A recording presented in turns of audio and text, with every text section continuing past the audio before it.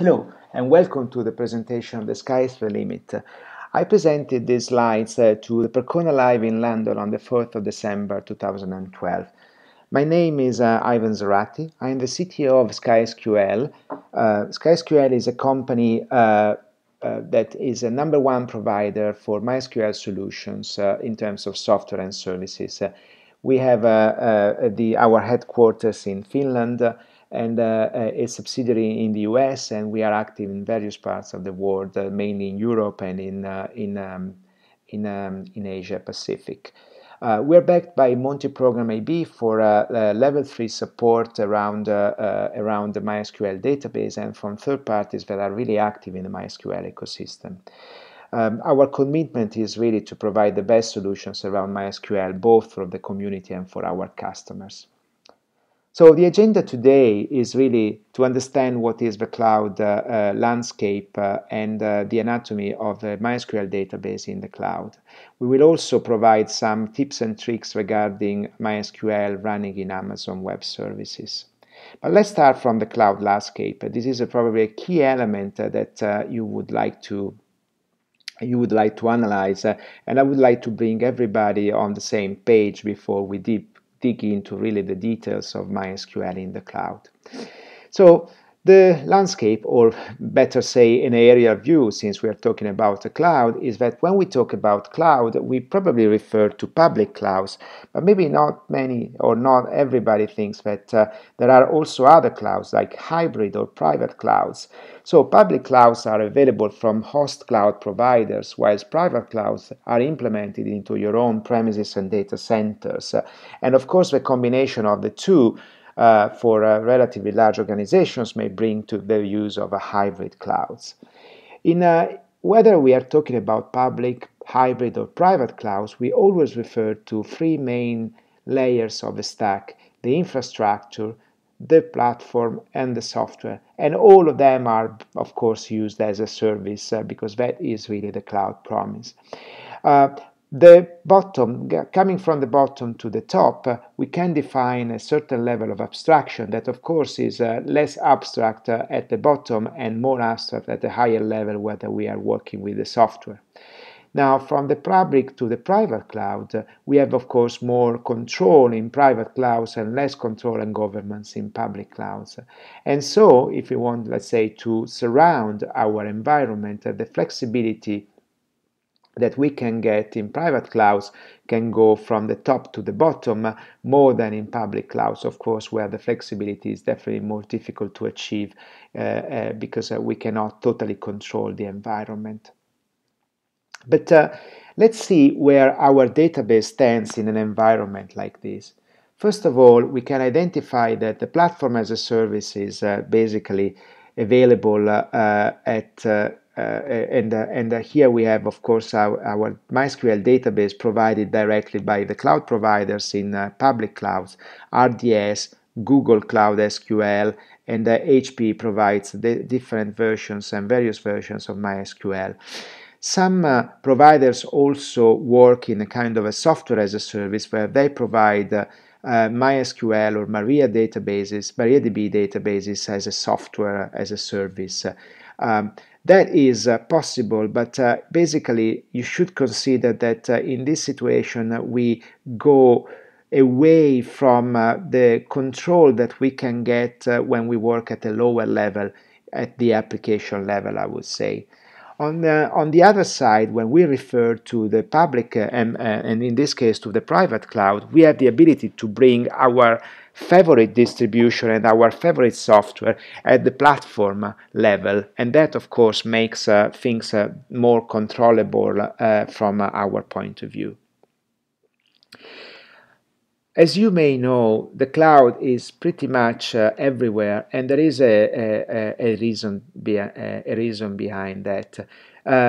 The cloud, as a concept, bring a big promise of agility, compatibility, elasticity for the service offered, and also reduced cost, reliability, and security, which is of course an important element when it comes to the cloud, but not only, also low maintenance, systems independence, and multi-tenancy and virtualization. Now, all of these may be true for some products and some software, but it's very difficult to, let's say, combine these aspects with the relational databases. So I would say there is a fact here, the fact that the cloud is not really database friendly, or if we want, not yet. We need to do something more in order to provide a good relational database that is agile and elastic and fully compatible with the cloud by keeping at the same time low maintenance, systems independence, and reduced cost, not to mention the security aspect, which is of course very, very important. So a MySQL database administrator, I would say in the next 3 years, will probably face these challenges. The first and most important is the integration with the other databases, primarily with NoSQL, but not only that. There will be definitely more and more Postgres databases and other commercial databases that will also be available in the cloud. Not to mention that there will be definitely a need for an adoption of the right technology in the cloud that should work together with MySQL. Another important aspect is that there will be more and more specific provisioning, administration, and monitoring tools that will work in hybrid clouds, and our MySQL database needs to work with all these tools at the same time. So definitely the MySQL database should be part of this platform and should be controlled, monitored, and administered by these tools. When it comes to the cloud, security is one of the most important aspects, and as you can see, and you may already know, there is a lot of work to do in this area, in this aspect specifically, not just within MySQL, but also all around MySQL in the cloud. And of course, the key element is to provide the same elasticity that is promised for other software also in the database, and consequently a reduction in total cost of ownership. Now let's analyze for a moment how MySQL is available in the cloud, and let's see what kind of operations and what kind of aspects we can find. We look at that from various perspectives, and you can see some of the bullets that we have identified in terms of deployment, communication, availability, scalability, operations, and other special features, I would say. And we also compared some of the public clouds that are available today, whether we are talking about Amazon Web Services, Rackspace, and Cloud SQL from Google. So let's start from the deployment. The first point to consider is definitely that deployment in RDS, which is one of course, of the most used MySQL services offered, and in this case from Amazon, is such a simple deployment with one single click and very, very little parameters to change, with the ability to create master-slave replicas, up to 5 MySQL replicas, and with a various choice of instances, number of IOPS in terms of operations that can be executed, network operations, and storage. Unfortunately, you cannot find such a variety on other solutions from Rackspace and Google. But if you want to have even more variety, then you can use EC2 instances, and you can deploy MySQL in EC2 instances, where you can also have full control on the technology, on the configuration, and you can use maybe SSDs and high I/O performances in placement groups within EC2. So that is something that I would also consider if you want from this perspective in terms of communications and networking. On the top left side, you see here a link to a blog post where a very simple benchmark has been implemented, and there is there are some numbers and figures related to a comparison between Rackspace and Amazon Web Services. So you can see that in terms of networking, Amazon has quite a significant success compared to what you can see with Rackspace. On Amazon EC2, On the other hand, you can even get an extra advantage from the 10 gigabits connectivity that can be implemented between EC2 instances with placement groups. Now, when it comes to availability, that is really, of course, really important for database, for relational databases. High availability in RDS is provided through the use of network-attached storage replication, but also with MySQL replication and multi-region replication. So there are various levels of replication and availability, which bring, of course, quite a significant amount of safety for our database administrators and of course for our data. Rackspace provides something similar but only through the use of storage area network replication, not specifically with MySQL replication. And Google does the same with synchronous and asynchronous replication. That is not MySQL replication, it's internal block level replication. And also multi-region can be implemented. Now with Amazon EC2, you can basically see the equivalent advantages that you can have with RDS, but you can, let's say, bring your own replication, meaning that you may want to implement also other technologies that are available and maybe you are interested in using them. In terms of scalability, Amazon RDS has a wide range of from micro to extra large instances up to 64 gigabytes of RAM, which of course is a quite decent amount of RAM for a database servers. You can have dedicated instances and up to 5 read replicas in MySQL replications. Unfortunately, there is no such a wide variety on Rackspace, and the same applies to Google SQL. But if you want to use instances in RC2 or in Rackspace as provided instances, not as serviced MySQL, then of course you can have more options. On EC2, for example, you can also use SSDs and high output with dedicated instances, and of course in that case you may have unlimited replicas. The daily operations are a very important aspect that you should consider, of course, being a database administrator. With provided and provisioned instances from Rackspace, Google SQL, and from RDS, the daily operations are basically reduced to the minimum. Whilst maybe if you don't have something specific deployed on EC2, you may have these operations running with your own instances.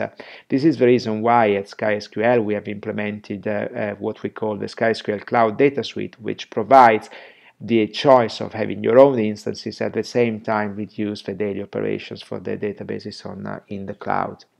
Other features that might be available are also very important because, of course, here you may bring your own technologies, and you may want to use a specific technology around MySQL in EC2 or in Rackspace. We try to do an analysis and a comparison on the costs between various providers like Rackspace and Amazon, but it is definitely too complicated and not really easy to identify the various costs that are in some way provided in different with a different approach, and the result is that we risk to compare, of course, apples and oranges, and this is definitely not a good way to show you some results. But let's talk about MySQL in Amazon Web Services, and let's see if there are some tips and tricks that can be used for you. Some tips that require, basically they are related to the use of new instances, tagging these instances and not just the instances, networking, security, the storage, and the use of backup as the store operations. So these tips would probably be related to what you can see in the EC2 console in terms of instances, volumes, the use of security group, and the use of elastic IP addresses, but not only, also in what is not just EC2 but also IAM and S3. So it touches a lot of aspects that are related to the use, of course, of Amazon Web Services here. If you are familiar with cloud operations and cloud environments, you already know that pretty much all the clouds have their own API, and of course Amazon provides the same thing, meaning that provides the Amazon API. These are really important, and if you are a database administrator, you may not be aware of this, but let me tell you that if you need to control instances and you need these instances to interact one with the other, then definitely these aspects are really, really important. You should familiarize with the API that are available in Amazon.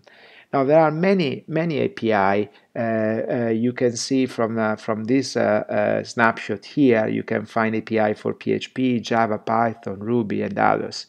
But what we definitely recommend and what we have experienced is the fact that the SDK for Java is the most advanced and definitely the safest option, because it provides something pretty stable and very good that we usually recommend. We found more issues on other API, unfortunately, and therefore, for example, for our cloud data suite, we have used the Java API. Another hidden gem, and probably one of the most important ones, is the ability to control your instance at boot level. So when you start your instance, you can change the behavior and the startup of the instance by passing some operations. This can also be interesting if you are maybe having an instance that will launch another instance. For elasticity, of course, we have some specific requirements like these. This is definitely possible by passing information to the instance that is starting. You can see in this example that you can pass all sorts of information. You can create environment variables, or you can even create a MySQL, a configuration file on the fly. Not to mention that, of course, you can start up various scripts and then from there set up internal operations within the instance. If you want to use the API, of course, that's the best way to do it, to run instances. But if you are instead connected to and basically familiar with the user interface, the graphical user interface, you can find into, when you create a new instance, into advanced details, the area where you can pass doing a cut and paste or pass a file specifically the startup for your instance, and you can always refer to a specific IAM role in order to operate on various objects that are available on Amazon AWS, such as block storage or buckets from S3, etc. Another important element to consider is that if you want to create your own instance, you may want to start with a specific image, so you may want to select the right AMI. Of course, there is a wide number of AMIs available in AWS. Some are the standard AMIs that you may see from the list, but you may also see many others that are available. Once you define the instance, it's very important to identify the type of instance in terms of cores and memory to use, the block storage that you want to apply, and the fact that you may want some specific IOPS, set a number of IOPS, and the fact that the instance will run maybe in a virtual private cloud in a kind of a subnet that you want to use for your systems. Now, when it comes, as we said, to the choice of the AMIs, there are so many that it's fairly difficult to find the right AMI. You may choose AMIs by selecting them, approaching a specific search engine for AMIs. Here you can see the one provided by Ubuntu if you are specifically familiar with Ubuntu servers, and this is definitely a good option and a good choice. Or you can use the standard AMI image search from Amazon, and but unfortunately they're not well tagged, so the result is that it's a little bit difficult to identify the one that you may want.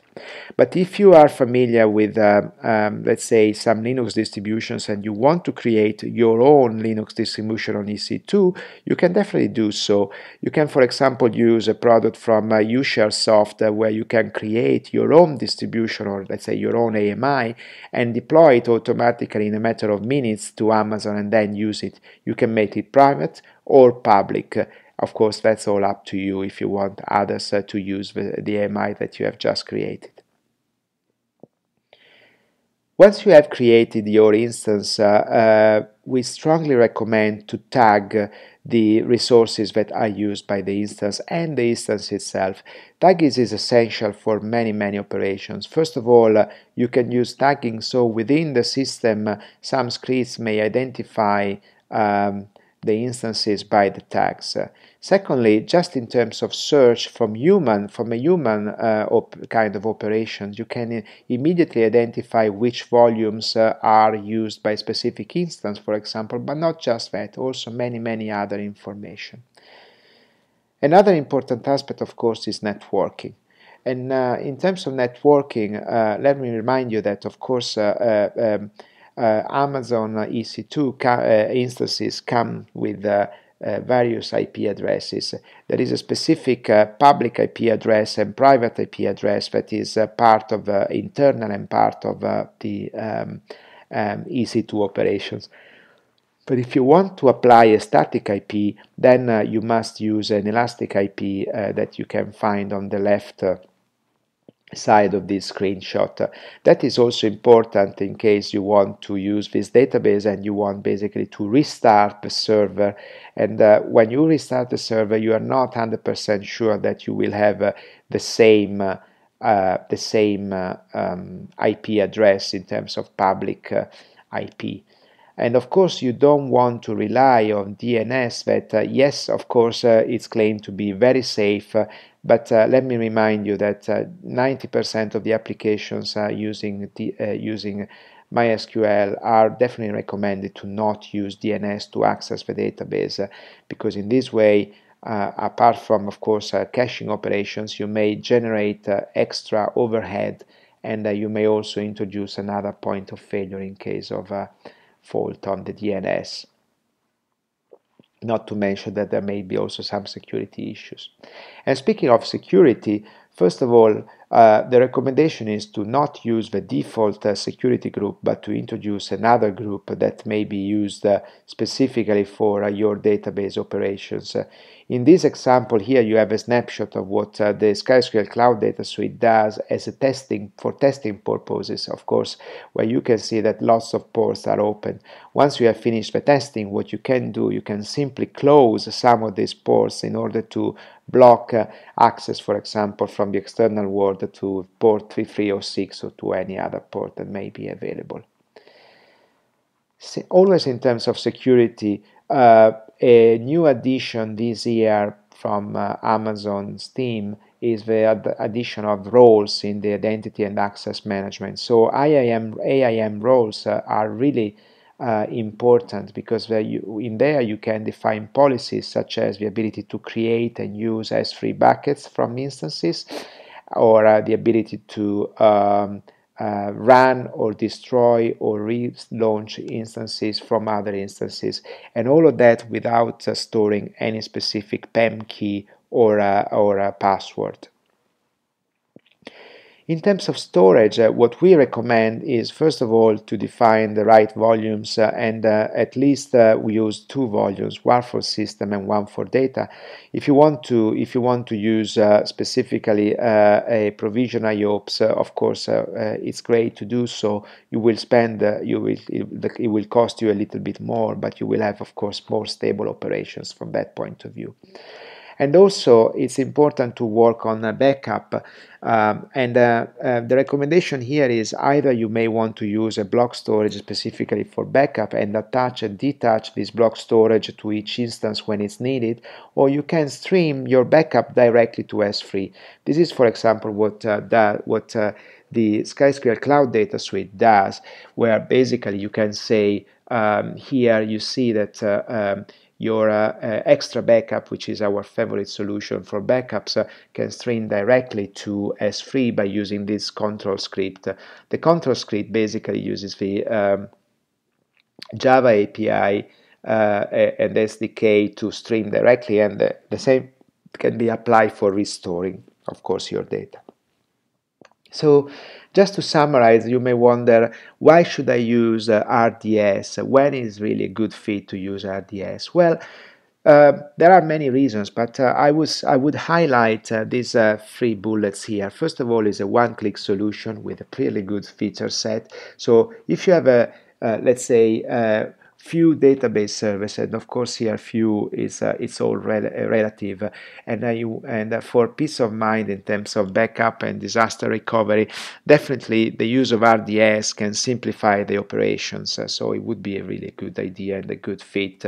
But if you want to have more control, you can choose different technologies. For example, you may want to use a different version or a different MySQL server like MariaDB or Percona, or you want to use, for example, Galera or MySQL Cluster or other storage engines like InfiniDB or TokuDB. Well, you should definitely use then a MySQL instance on EC2. You may also want to use IOPS and more IO instances and SSDs, and in that case, RDS does not provide them yet.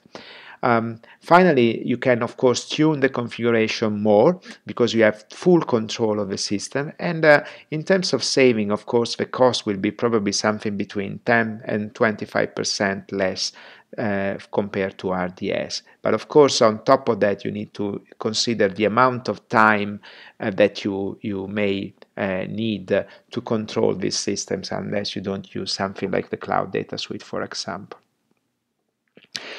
Why then? Why MySQL on Rackspace is very good idea? Yes, of course. The fact that if you are already running some systems on Rackspace or you want to consolidate on Rackspace hosting, definitely it's a good idea to look at MySQL provided and provisioned by Rackspace directly, and you have of course more control of your instances in that case.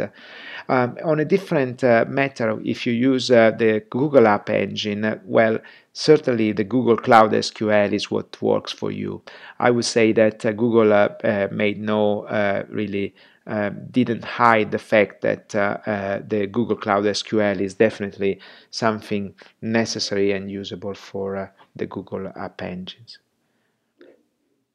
And so just to summarize and wrap up, I would say if you need more information and if you are interested in trying the SkySQL Cloud Data Suite, and so you can basically analyze, study, and maybe extract some of the scripts and some of the information that you may want to use, you can try it definitely for free, connecting to cloud.skysql.com. You can also download the RPM for the administration console from our download system. And if you need more information, you can check on the web or on our forums at the links that you can find here.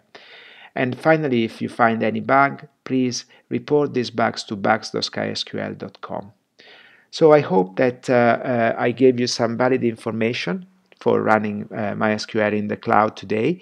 And you can always drop us an email if you need any help. You can visit our website, or you can check other slides and other blog posts on the links that you can find here.